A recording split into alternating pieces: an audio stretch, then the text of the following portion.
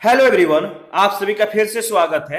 यह घटना चक्र साइंस का डिस्कशन है। हम लोग बायोलॉजी को डिस्कस करें जिसमें हमारा टॉपिक चल रहा है विविध। विविध में क्वेश्चन नंबर 123 से स्टार्ट करेंगे। तो बताइए, क्वेश्चन नंबर 123 में जो पूछा गया है कि शार्क मछली में कितनी हड्डियां होती हैं। शार्क मछली में कितनी हड्डियां होती है? तो याद रखिएगा, शार्क मछली में हड्डियां नहीं पाई जाती। शार्क मछली का कंकाल तंत्र कार्टिलेज का बना होता है।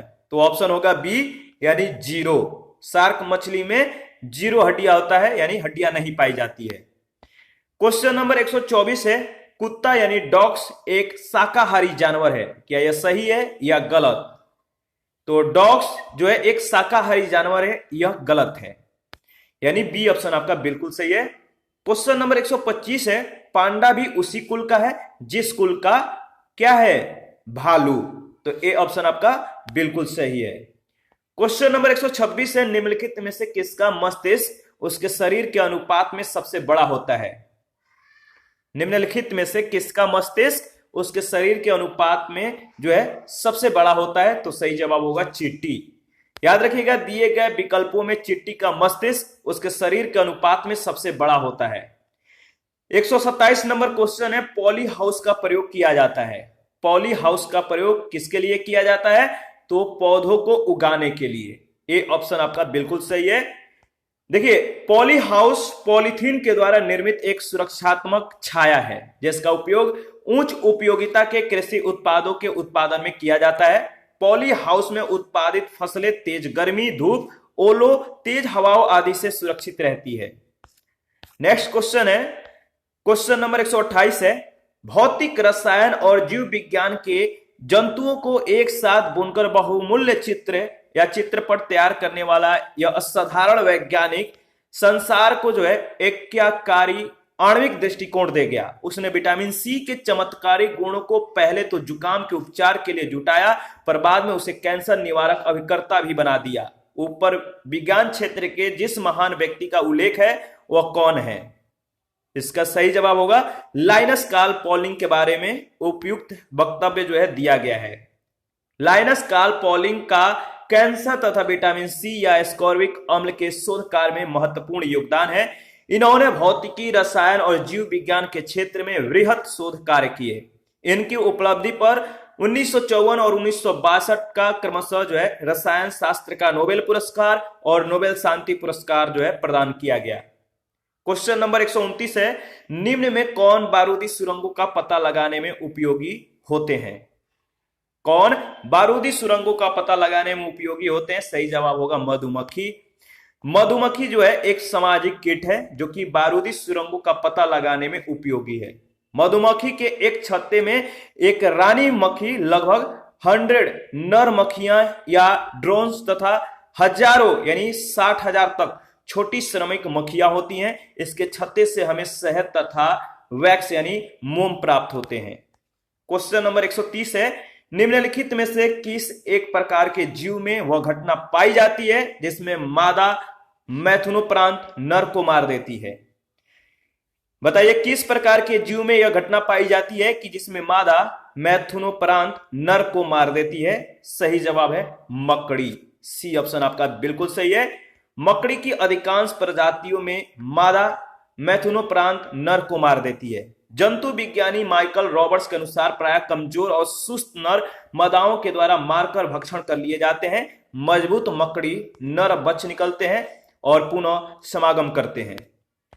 क्वेश्चन नंबर 131 है, मधुमक्खी की औसत गति सामान्यतः क्या होती है?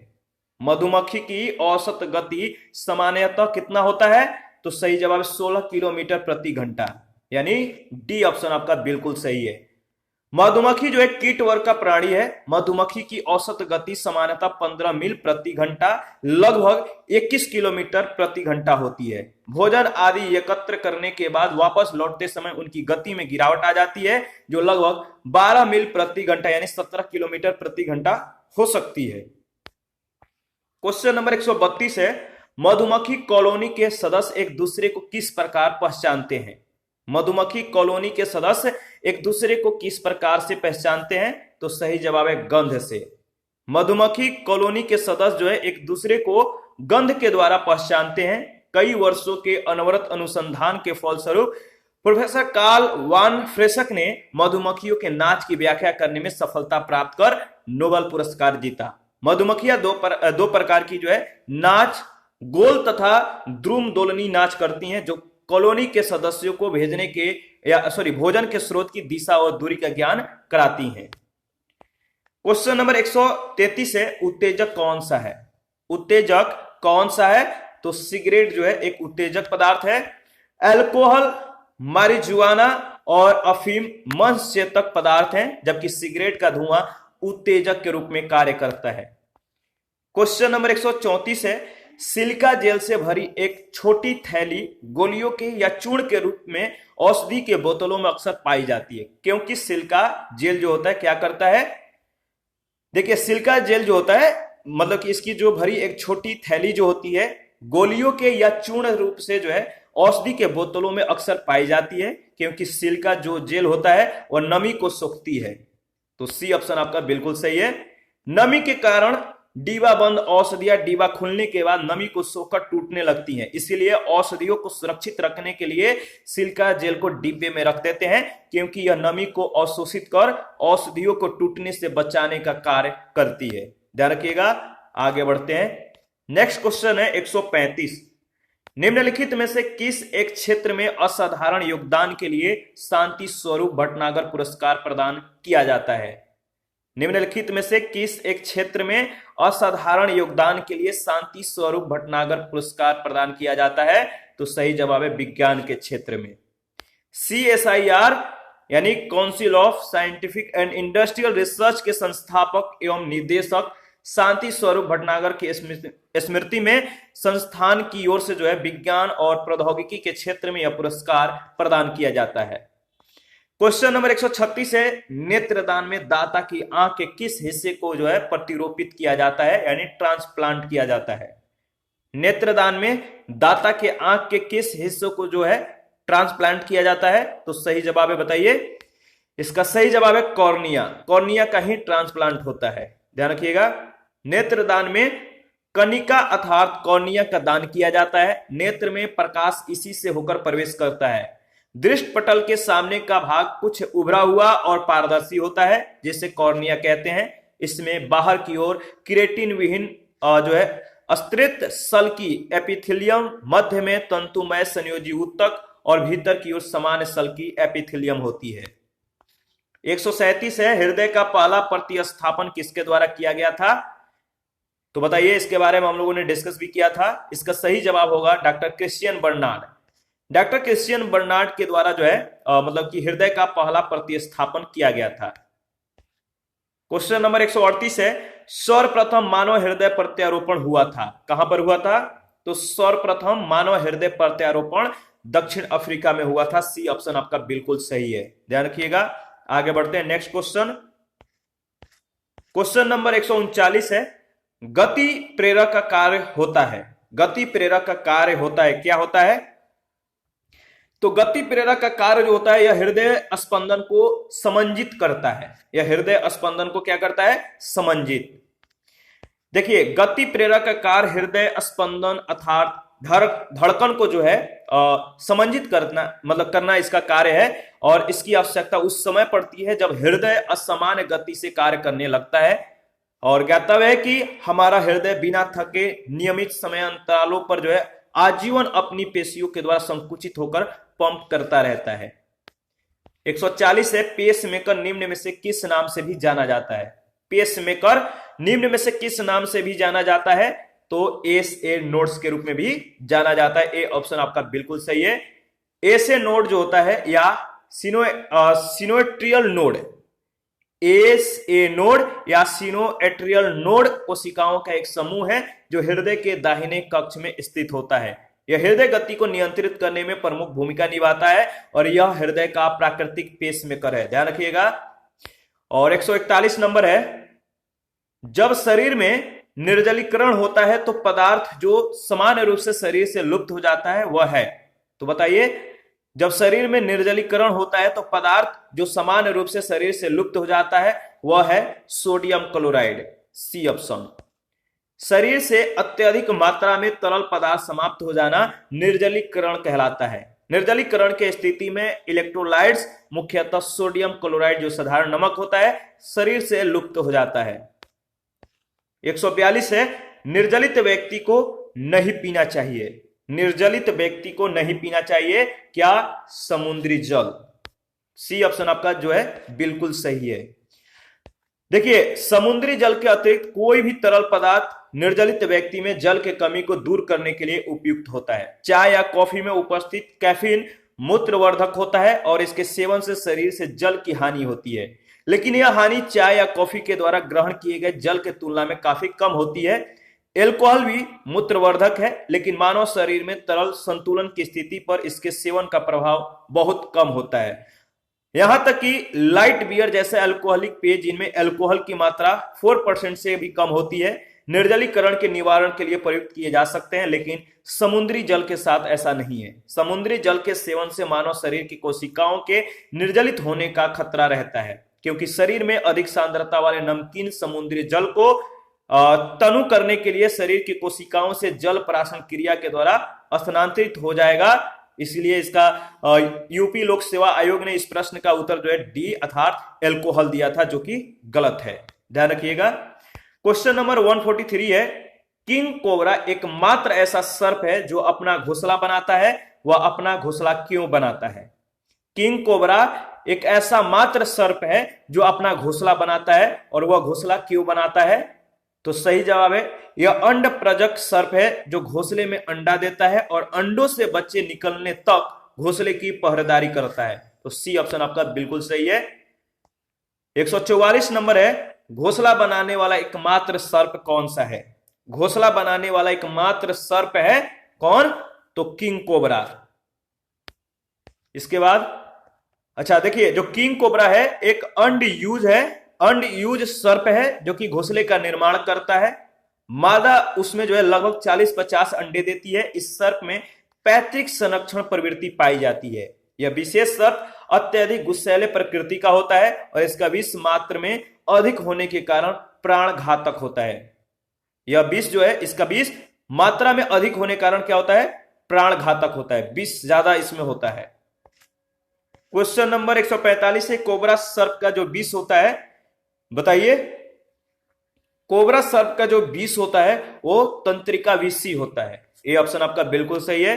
कोबरा सर्प का विष मुख्यतः जो होता है तंत्रिका विषी होता है, जो तंत्रिका ऊतकों को प्रभावित करता है, और इसमें कार्डियोटॉक्सिक तथा कुछ अन्य यौगिक भी होते हैं। टॉक्सिक जो होता है मुख्यतः प्रोटीन और पॉलीपेप्टाइड होते हैं। 146 है, निम्नलिखित में से किस एक सर्प का भोज मुख्य रूप से जो है अन्य सर्प है? किस एक सर्प का भोज मुख्य रूप से अन्य सर्प है? वह है आपका किंग कोबरा, डी ऑप्शन। देखिए, किंग कोबरा का भोजन जो होता है मुख्य रूप से अन्य सर्प होते हैं। नागराज यानी किंग कोबरा अपनी तीक्ष्ण दृष्टि से अपने शिकार को 300 फीट के दूरी से भी जो है खोज लेने में सक्षम होता है। 300 फीट के दूरी पे ही अपने शिकार को जो है यह देख सकता है। 147 नंबर क्वेश्चन है, निम्नलिखित में से कौन सा सांप जहरीला नहीं है? याद रखिएगा, जो सांप जहरीला नहीं है जो ऑप्शन में दिया गया है, सही जवाब होगा अजगर। अजगर जो होता है जहरीला नहीं होता है, तो डी ऑप्शन आपका बिल्कुल सही है।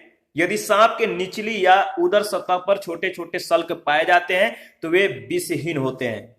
तो याद रखिएगा, सांप के निचली या उदर सतह पर छोटे छोटे सल्क पाए जाते हैं तो वे विषहीन है। उदर सल्क पतले किंतु पूरी चौड़ाई तक फैले न हो, तब इस अवस्था में भी सर्प विषहीन होते हैं, जैसे अजगर। 148 है, वैज्ञानिक इवान पावलोव किस क्षेत्र में अपने कार्य के लिए जाने जाते हैं? इवान पावलोव किस क्षेत्र में अपने कार्य के लिए जाने जाते हैं? तो प्रायोगिक मनोविज्ञान के क्षेत्र में इन्हें जाना जाता है, तो डी ऑप्शन आपका बिल्कुल सही है। और रूसी वैज्ञानिक हैं ये इवान पावलोव, प्रायोगिक मनोविज्ञान से ये संबंधित हैं, एक्सपेरिमेंटल जो है साइकोलॉजिकल क्षेत्र से ये संबंधित हैं, और जिन्होंने सजीवों पर अनेक प्रयोग किए थे। जैसे कुत्तों में भोजन को देखकर लार का टपकना एक समान प्रतिक्रिया होती है, किंतु अभ्यास करा देने पर यही प्रतिक्रिया भोजन को देखे बिना किसी अन्य उद्दीपन से भी होने लगती है। तो ध्यान रखिएगा।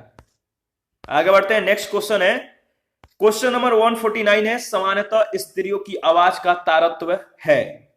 तो बताइए कैसा होता है? समानतः स्त्रियों की आवाज का जो तारतम्य होता है पुरुषों के तुलना में अधिक होता है। याद रखिएगा, यह क्वेश्चन बहुत बार पूछा भी जा चुका है। स्त्रियों तथा बच्चों की आवाज का जो तारतम्य होता है पुरुषों के तुलना में अधिक होता है, इसीलिए बच्चे तथा स्त्रियों की आवाज पतली और मधुर होती है। तारतम्य ध्वनि का वह लक्षण होता है जिससे ध्वनि को मोटा या भारी या तीक्ष्ण कहा जाता है। यह आवृत्ति पर निर्भर करता है या फ्रीक्वेंसी पर निर्भर करता है। क्वेश्चन नंबर 150 है, मनुष्य आर्द्रता व गर्मी से परेशानी अनुभव करता है, इसका कारण क्या है? मनुष्य आर्द्रता व गर्मी से परेशानी का अनुभव करता है, इसका कारण है पसीना आर्द्रता के कारण वाष्पित नहीं होता। तो सी ऑप्शन आपका बिल्कुल सही है। ध्यान रखिएगा, ह्यूमिडिटी जो होता है, मनुष्य जो होता है आर्द्रता यानी ह्यूमिडिटी एक गर्म या गर्मी से परेशानी का जो है अनुभव करता है। तो मनुष्य जो है आर्द्रता और गर्मी से परेशानी का अनुभव करता है क्योंकि शरीर से उसका निकला पसीना आर्द्रता के कारण जो होता है वाष्पित नहीं होता है। शरीर से पसीना वाष्पित होने के क्रम से ही जो है हमें ठंडी का आभास होता है। और 151 है, पेशी थकान के लिए निम्नलिखित में से कौन उत्तरदायी है? पेशी थकान के लिए कौन उत्तरदायी है? तो सही जवाब है लैक्टिक अम्ल। देखिए, लंबे समय तक कठोर शारीरिक कार्य के पश्चात मांसपेशियों में लैक्टिक अम्ल के संचयन हो जाने के कारण शरीर में थकान का अनुभव होता है। लैक्टिक अम्ल का संचय त्वरित न होकर एक कालिक प्रक्रिया है। थकान को मिटाने के लिए आराम की आवश्यकता होती है। इसके अलावा शरीर की मालिश करने पर थकान से राहत मिलती है। 152 है, निम्नलिखित में से कौन सी क्रिया स्वेद वाष्पण से संबंधित है? कौन सी क्रिया स्वेद वाष्पण से संबंधित है? इसका सही जवाब होगा उष्मा शोषक क्रिया। देखिए, स्वेद वाष्पण उष्मा शोषक क्रिया है। इसमें शरीर की उष्मा स्वेद के रूप में वाष्पित होती है, अर्थात इसमें उष्मा शोषित की जाती है। 153 है, कौन जलवायु परिवर्तन का संकेतक नहीं है? कौन जलवायु परिवर्तन का संकेतक नहीं है? इसका सही जवाब होगा दीर्घकालीन परिवर्तन, डी ऑप्शन।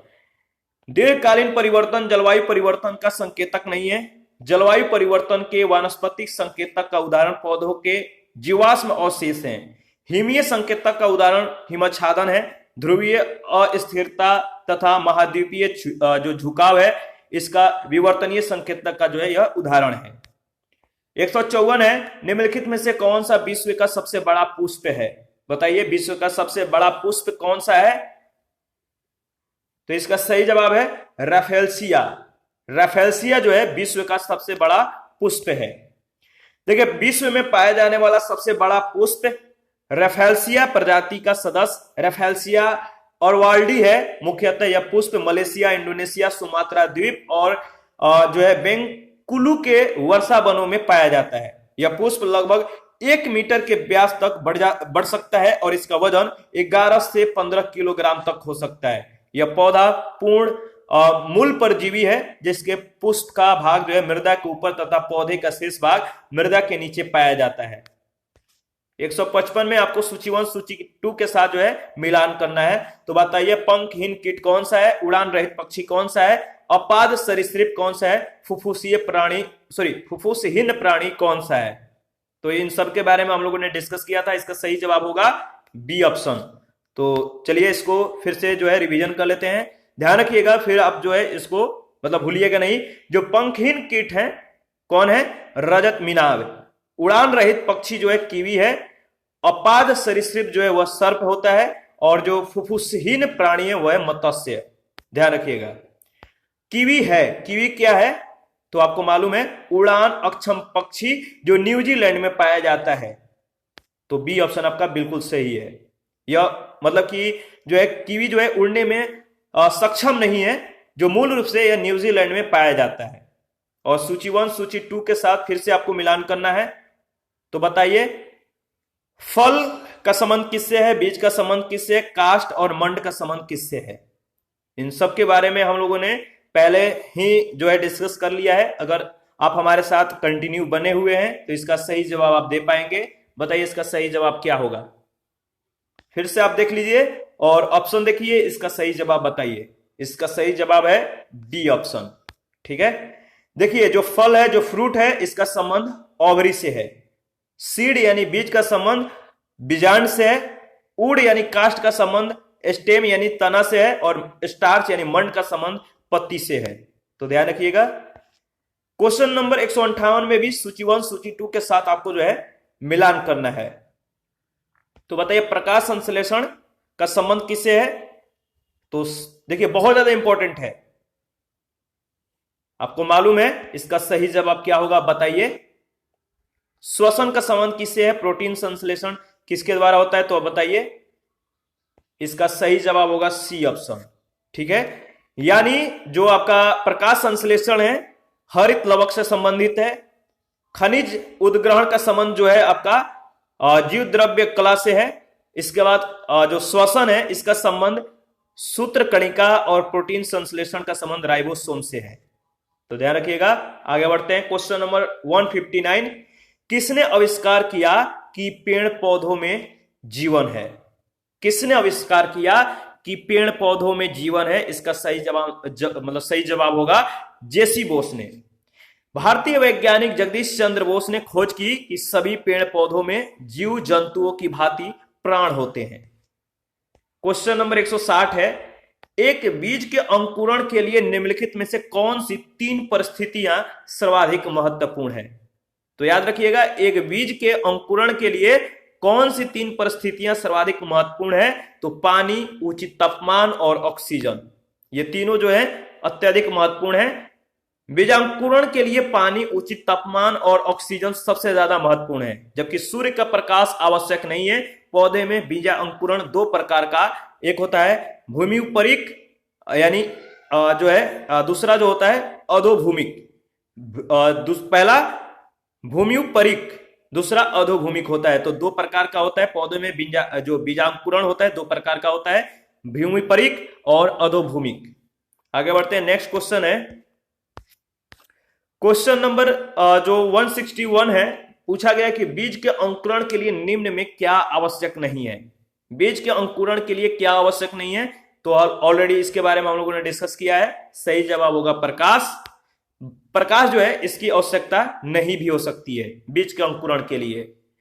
और 162 में सूची 1 सूची 2 के साथ आपको मिलान करना है। तो बताइए इसका सही जवाब क्या होगा। आप ऑप्शन को देखिए और बताइए कि इसका सही जवाब क्या है।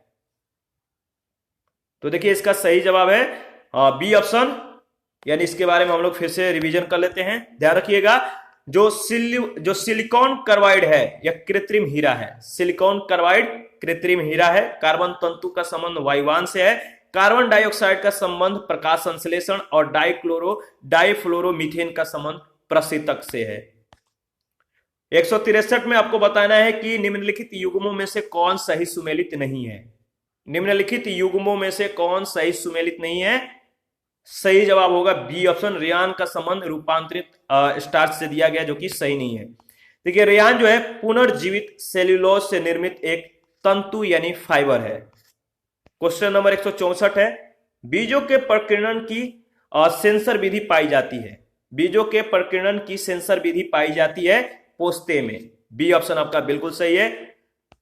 देखिए संपुटीय फल परिपक्व होने पर प्रस्फुटित हो जाते हैं, लेकिन अपने मूल पौधे से जुड़े रहते हैं। ऐसे फलों का प्रस्फुटन इतना सौम्य होता है कि बीजों का प्रकीर्णन नहीं हो पाता। अतः इनके बीजों के प्रकीर्णन के लिए सेंसर विधि का प्रयोग किया जाता है। पोस्ते के बीजों के प्रकीर्णन में इसी विधि का प्रयोग किया जाता है। क्वेश्चन नंबर 165 है, शीत भंडारों में फलों और साग सब्जियों का अवघटन बताइए होता है। शीत भंडारों में फलों तथा साग सब्जियों का अवघटन क्या होता है? सदैव के लिए समाप्त हो जाता है, कुछ समय के लिए अवरुद्ध हो जाता है, या अप्रभावित रहता है, या धीमा हो जाता है। तो सही जवाब है धीमा हो जाता है।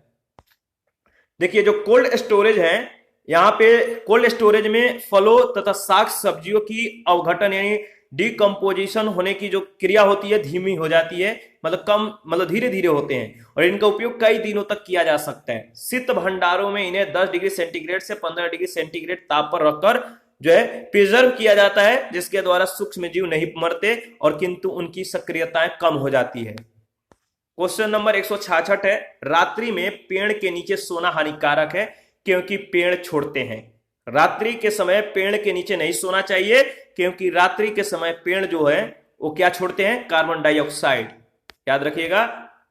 देखिए, रात्रि में पेड़ के नीचे सोना हानिकारक होता है, क्योंकि पेड़ पौधे जो होते हैं रात्रि में श्वसन क्रिया में CO2 का परित्याग करते हैं, जबकि दिन में इस गैस का प्रयोग प्रकाश संश्लेषण की क्रिया में कर वातावरण को शुद्ध बनाने में सहायक होते हैं। क्वेश्चन नंबर 167 है, ऊंट अपने कुबड़ का उपयोग किस काम के लिए करता है? ऊंट अपने कुबड़ का उपयोग किस काम के लिए करता है? तो वसा के संग्रह के लिए। पी ऑप्शन आपका बिल्कुल सही है। ध्यान रखिएगा, जो ऊंट का कुबड़ होता है किसके लिए उपयोग होता है? तो वसा का संग्रह करने के लिए होता है। ऊंट का पीठ पर लगभग 50 किलोग्राम वजनी का एक बड़ा सा कुबड़ होता है। यह कुबड़ चर्बी का भंडार होता है। इसमें जमा चर्बी को ऊंट ऊर्जा के रूप में जो है अपनी यात्रा के दौरान उपयोग में लाता है। और ऊंट को जो है रेगिस्तान का जहाज भी कहा जाता है, जिसका शरीर पूर्णतः जो है मरुस्थल के प्रति अनुकूलित होता है। इसके पैर गद्देदार होते हैं और एक बार में यह कई गैलन जल भी पी जाता है। और इस जंतु में सांस लेने की लय जो होती है धीमे होती है। क्वेश्चन नंबर 168 है, निम्न में से कौन जानवर रेशे को जो है अच्छी तरह नहीं पचा पाता? वह कौन जानवर है जो रेशे को, फाइबर को अच्छी तरह नहीं पचा पाता है? तो सही जवाब है सुअर, यानी डी ऑप्शन। देखिए, जो सुअर है एक सर्वाहारी जंतु है, ठीक है, और यह फाइबर को जो है अच्छी तरह नहीं पचा पाता है, जबकि अन्य विकल्पों के जंतु जैसे बकरी, गाय, हाथी इत्यादि जो है रोमंथी स्तनी है, जिसके शरीर में कुछ ऐसे जीवाणु होते हैं जो रेशों को पचाने के लिए एंजाइम का श्रवण करते हैं। क्वेश्चन नंबर 169, फिलाटेलिस्ट क्या करता है? फिलाटेलिस्ट क्या करता है? तो याद रखिएगा, जो फिलाटेलिस्ट होते हैं वो डाक टिकट का संग्रह करते हैं। तो बी ऑप्शन आपका बिल्कुल सही है। क्वेश्चन नंबर 170 है, जीवन अंतःक्षेपक होता है, सॉरी जीव जो होता है अंतःक्षेपक होता है। तो इसका सही जवाब होगा डी ऑप्शन, जीव अंतःक्षेपक होता है।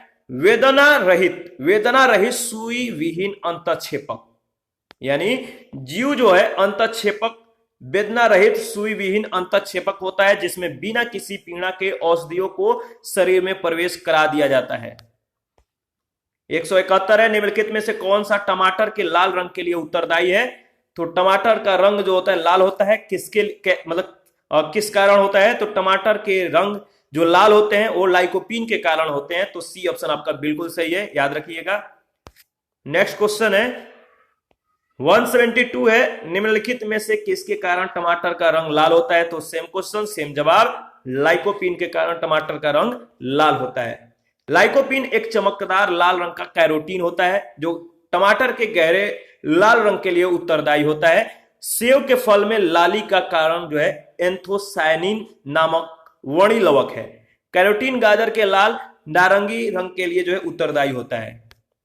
और 173 है, जार्विक 7 क्या है? बहुत ज्यादा इंपॉर्टेंट है, इसके बारे में हम लोगों ने डिस्कस भी किया था। जार्विक 7 क्या है? तो कृत्रिम हृदय है, ध्यान रखिएगा। जार्विक 7 जो है एक कृत्रिम हृदय है, जिसका आविष्कार रॉबर्ट जार्विक ने किया था। यह कृत्रिम हृदय वाली जो है पहली बार जो जार्विक 7 है कृत्रिम हृदय पहली बार जो है वार्ने क्लार्क नामक रोगी में 1982 में प्रतिस्थापित किया गया था। 174 है, रॉबर्ट वेबस्टर निम्नलिखित में से कौन से एक क्षेत्र में अपने कार्य के लिए जाने जाते हैं? रॉबर्ट वेबस्टर निम्नलिखित में से कौन से जो है एक क्षेत्र में अपने कार्य के लिए जाने जाते हैं? तो इन्फ्लुएंजा वायरस के संदर्भ में इनका जो नाम है बहुत ज्यादा इंपॉर्टेंट है। रॉबर्ट जी वेबस्टर जो है न्यूजीलैंड के वैज्ञानिक हैं। 1957 में जंतु और मनुष्यों में होने वाले इन्फ्लुएंजा के लिए एक ही प्रकार के वायरस का उत्तरदायी होने की बात कही थी। इन्होंने इन्फ्लुएंजा पर 50 से भी अधिक वर्षों तक जो है कार्य किया और इस अवधि में उन्होंने इन्फ्लुएंजा के वायरस H5N1 की पहचान की और उसे अलग किया और इसके टीके के विकास के लिए कई अनुसंधान कार्य भी किए। 175 नंबर है, जोनान साल्क किसकी खोज के लिए जाने जाते हैं?